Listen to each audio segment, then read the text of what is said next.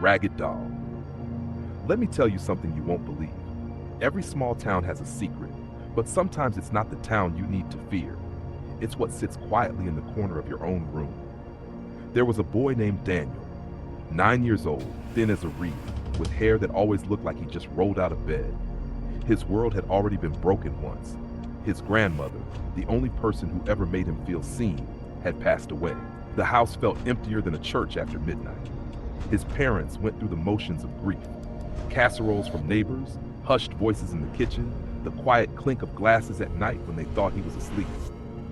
But Daniel's grief was a thing that refused to stay polite. It gnawed at him, restless and raw. All he had left of her was a doll. Not just any doll, a porcelain-faced thing, too heavy for a child to carry around, with raggedy yarn hair that stuck out in tufts and glass eyes that seemed to catch the light in ways no eyes should. It was the kind of toy no kid in their right mind would love. But Daniel did, because it smelled faintly of her lavender perfume. It reminded him of her lap, her soft humming, her hands smoothing his hair when nightmares made him cry. He tucked the doll into bed with him. He whispered secrets to it, promises he was too young to understand. "I'll never forget you. I'll never let you go." And though he told himself he was talking to the doll, deep down he knew he was talking to her. But here's the thing people never tell you about grief. It doesn't just keep memories alive. Sometimes it invites something else in, something hungry. At first, it was small things. Daniel swore the doll's head tilted a little more toward him than he remembered, or that when he left it on the chair, he'd come back to find it on the dresser. His parents told him he was sleepwalking. They laughed it off, the way adults laugh when they don't want to think too hard about what a child is saying. But Daniel noticed. He noticed how cold the room felt at night, how the doll's eyes, those glass marbles, didn't just shine but seemed to follow. And when the wind rattled the windows, he thought he heard something beneath the sound, low and hushed, like his grandmother's voice murmuring his name. And in that moment, the boy began to wonder if holding on to her had been a mistake. Because some things hold on tighter than you think. At first, it was just whispers in the dark, a sigh that didn't belong in an empty room. Daniel swore he saw the doll's head turn when no one was watching. His parents? They laughed it off. But the whispers grew louder. Sometimes he'd wake up, and the doll wasn't where he left it. Once it sat at the edge of his bed, staring, its porcelain hand raised as if it had been reaching for him. He told himself he was imagining things. Kids do that, right? Right until the night he woke screaming. 3 fresh claw marks etched across his chest. His parents stopped laughing then. They rushed him to the bathroom, his father holding him tight while his mother dabbed at the blood with shaking hands. "Must have been the cat," his father muttered, though they didn't own one. "He scratched himself in his sleep," his mother whispered, though the marks were too deep, too deliberate. That night, they moved the doll out of Daniel's room. His mother tucked it into a box in the attic, as if walls and rafters could hold whatever clung to it. Daniel tried to sleep without it, but the house changed. The air grew heavy, like wet cloth pressed to his face. And the whispers didn't stop. If anything, they multiplied. "Danny," a voice breathed from the corner. He hid under the blanket, praying it would muffle the sound. His grandmother's perfume hung thick in the air, sharp and cloying, as though someone had spilled the bottle right beside him. The next morning, he found footprints on the floor. Not his.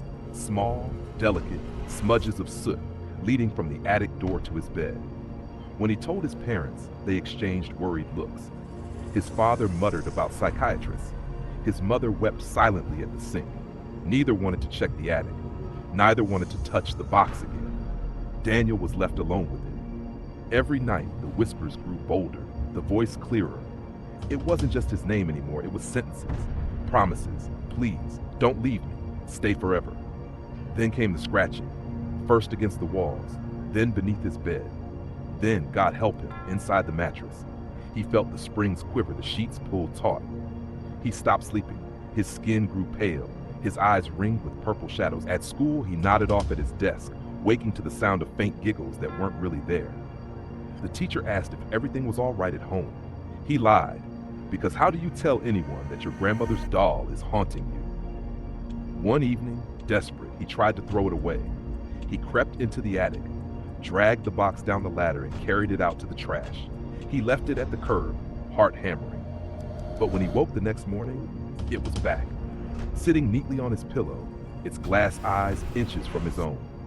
That was the night Daniel stopped doubting. Something had followed him home from his grandmother's grave, and it was wearing porcelain skin. The storm howled like the sky itself was tearing apart. Rain lashed the windows, and every bolt of lightning carved Daniel's room into frozen snapshots of terror. Shadows leapt across the walls, monstrous in their shapes, but none more terrifying than the one perched at the foot of his bed, the doll. Its porcelain face gleamed white in the lightning's flash, its cracked smile wider than he remembered. And then he heard her voice, his grandmother's voice, seeping from those painted lips. "Stay forever, Daniel." The sound wasn't warm, it wasn't kind, it was wet and jagged, like words scraped out through a throat packed with smoke and glass. Daniel froze, every nerve locked. The doll's head tilted, its jaw creaking as though rusty hinges held it together. Then, impossibly, it moved. One stiff arm lurched forward, the hand curling in a beckoning gesture. "Stay forever." Daniel stumbled backward, his heels slamming against the wall. The smell of lavender filled the room, but now it was rotten, heavy, thick like perfume poured into spoiled milk. He gagged on it, eyes watering. Another bolt of lightning cracked, and for the first time, he saw the doll standing. Its little legs bent, jerky, the sound of porcelain grinding against itself as it shuffled closer. The glass eyes caught the light, empty yet knowing. "Grandma?" The word broke from his throat, half a sob, half a prayer. "Stay." The voice dropped, deep and guttural, no longer just hers, but something else riding inside it. Something older, hungrier, forever. The air grew icy, his breath fogging as the doll climbed onto his bed. He felt the weight press the mattress, unnatural for something so small. Its tiny hands reached for his chest, the place where the claw marks still burned under his skin. Instinct overrode grief. He bolted upright, knocking the doll aside, and ran for the drawer of his father's desk. His fingers shook violently as he clawed out the box of matches. Behind him, the soft thud of porcelain feet hitting the floor, the scrape of something moving faster than it should. He struck a match. The sulfur hiss filled the silence like a scream. "Stay forever, Daniel." The doll's whisper coiled around him, almost tender now, like a mother soothing her child. Its smile seemed to stretch wider, cracks spreading across its face. Tears blurred his eyes. His chest heaved. For one insane second, he wanted to obey, to let it in, to stop fighting. Maybe then he wouldn't be so alone. But then he remembered the claw marks, the whispers, the nights of terror, and he knew this wasn't her. It never was. He raised the match high, his hand trembling. The flame wavered, casting a wild glow across the doll's cracked features. "Stay forever," it said again, voice softer now, almost pleading. Daniel dropped the flame. The doll's face ignited instantly, fire licking across its yarn hair, its dress shriveling to ash. It shrieked, a sound so piercing it rattled the window panes and tore through his skull. The smell of burning lavender filled the room, sweet and sick, clinging to his throat until he choked. The doll twisted and writhed, arms flailing, its porcelain face melting into a warped grin as it collapsed in on itself. The voice howled once more, splitting into many, a chorus of agony, and then silence. Daniel stood frozen, watching as the ashes curled on the floor.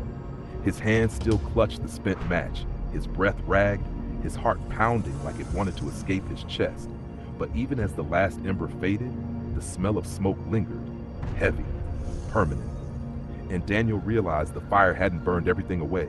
Something was still here, watching, waiting. The doll shrieked as fire ate through lace and cloth, the room filled with a stench, burning hair, scorched fabric, something far older and fouler than dust. Daniel stumbled back against the wall, shielding his face as sparks spat across the floorboards. His ears rang with that unholy scream, a sound that didn't just die when the flames snuffed it out, but seemed to burrow into his bones. The door crashed open.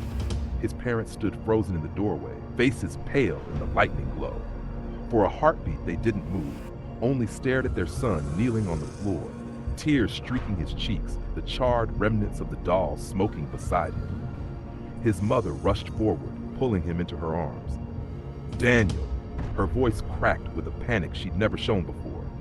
She pressed his head against her chest, rocking him as though he were still a toddler. His father hovered at the threshold, eyes darting between the blackened porcelain fragments and the open box of matches in Daniel's trembling hand. "What did you do?" His father's voice was tight, almost accusing, though beneath it ran a current of fear. Not for the fire, not for the mess. Fear of something neither parent dared name. Daniel wanted to explain, to tell them what he'd seen, what he'd heard, the way the doll's lips moved, the voice that wasn't just his grandmother's, but something darker that wore her memory like a mask. But when he opened his mouth, the words stuck. Smoke filled his throat. Or maybe it wasn't smoke at all. In the days that followed, they buried the ashes in the backyard, beneath the twisted oak tree where his grandmother used to sit. His mother whispered a prayer as she patted the dirt flat, her hands shaking the entire time. His father refused to speak of it again. The house settled into silence, but it was a silence that wasn't peace. It was the kind that waits. Daniel's nights didn't return to normal. He woke sweating, clutching at his chest, certain something was pressing down on him. The claw marks never healed right. Even now, faint ridges of scar tissue ran across his skin like a brand, a reminder, a claim. At school, kids pointed at the scars peeking through the collar of his shirt. He made up stories, a dog, an accident, a fall. But when the classroom grew quiet, when the teacher's chalk scraped the board, Daniel sometimes swore he heard her again. That whisper, that promise, stay forever. His parents tiptoed around him after that. His mother stared at him too long when she thought he wasn't looking. His father drank more at night, the clink of glass louder than it had ever been. The house itself seemed smaller, its corners darker, as though shadows clung tighter now that the doll was gone. And always, that smell lingered. Not strong, but faint enough to taunt him. Smoke, lavender, and something bitter that clung to the back of his throat. Daniel tried to convince himself he'd ended it, that he'd broken the thing's hold. But late at night, when the house sighed and the wind rattled the windows, he would close his eyes and feel it again. That same cold presence sitting quietly in the corner of his room, waiting. Daniel grew up, but he never grew free. Time moved forward the way it always does, but it carried the stink of smoke with it. New houses, new cities, new schools, it didn't matter. The smell always found him, faint like someone striking a match in another room. He told himself it was in his head. Trauma, memory, something a good therapist could explain away. But no doctor, no prayer, no distance ever erased it. Hotels he checked into alone, college dorms crowded with strangers, even the sterile apartment he rented years later when he finally moved out on his own. All of them carried the same faint perfume, lavender and smoke. He tried to live like everyone else. He studied, he dated, he even laughed sometimes, but it always came back. At night, he dreamed of porcelain cracking, of little glass eyes winking in the shadows. Sometimes the dreams were quiet, like the doll was waiting. Other times, they roared with fire, the shriek he thought he'd silenced long ago, tearing through his skull. Daniel changed. He became cautious, jumpy, a man who scanned every room twice before shutting off the light. Friends called him intense. Girlfriends said he was distant. He never explained why. How do you confess that a piece of your past still follows you like a shadow that doesn't belong to you? One night, years later, he woke in his apartment to find claw marks fresh and red across his chest. They weren't deep, but they were there. He sat frozen in the dark, his sheets twisted around him, the smell of burning fabric thick in his nostrils. And then he heard it, her voice, his grandmother's. Sweet at first, just as he remembered. Danny, but then it shifted. Rough, hungry, stay forever. He turned his head slowly, heart hammering so hard he thought it would shatter his ribs. In the far corner of the room, the dark was thicker than it should have been. And in that darkness, two glass eyes gleamed. Daniel squeezed his eyes shut. When he opened them again, the corner was empty. But the smell was stronger than ever, pressing down on him like invisible hands. He realized then the fire had never saved him. It hadn't destroyed the thing, it had only freed it. And from that night forward, Daniel knew the truth. He wouldn't escape. Not in this house, not in another, not in this lifetime. Because some promises echo louder than the grave, and some whispers never stop. Stay forever. That's the story of the Ragged Doll. If this chilling tale gripped you, help me out by liking the video. It makes a huge difference in growing this channel and getting these stories in front of more people. Don't forget to subscribe for daily spine-tingling content and share this with someone who loves a good scare. Thank you for listening and watching. There's another story recommended on your screen right now. Click it and I'll see you back here tomorrow.